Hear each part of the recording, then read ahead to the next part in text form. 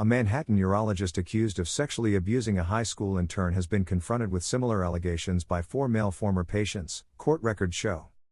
3 of the most recent accusers were led by Dr. Darius Pajic at New York Presbyterian Weill Cornell Medical Center, where they were variously shown pornography, fondled, masturbated and penetrated with a vibrator by the doctor in exam rooms under the pretense of medical treatment, the document said from Monday. The 4th new victim, whose abuse began at age 14, was both a patient and a high school intern of the 55-year-old doctor, the Manhattan Supreme Court papers claim. Pajic had previously been sued in December for allegedly sexually abusing another than 16-year-old high school student and patient.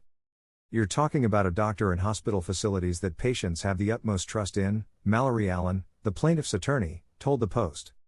The 4 new lawsuits allege that both New York Presbyterian and Northwell Health, where Pajic still works, were warned about the abuse but failed to investigate the complaints or take appropriate action against the doctor.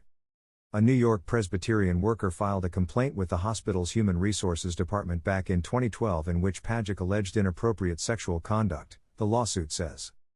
But the hospital did not take any measures to protect patients, court filings said. 3 of the 4 new plaintiffs say they were abused as adults when they were Pajic's patients at the New York Presbyterian in incidents from 2015 to 2019. One of the trio says he was sexually abused by the doctor several times and pushed against the doctor as the specialist performed the abuse. The patient and demonstrated evidence of his own sexual arousal, the patient, said the suit. The 4th new victim, whose abuse began when he was 14, says he was assaulted from August 2015 to August last year. During this time, he was also interned as a high school student near Pajic in 2018, according to the court documents. All of the men allege in their lawsuits that they suffered physical and severe emotional and psychological distress from their experiences with Pajic. Both hospitals were negligent in allowing the abuse and either knew or should have known what was going on, court filings say.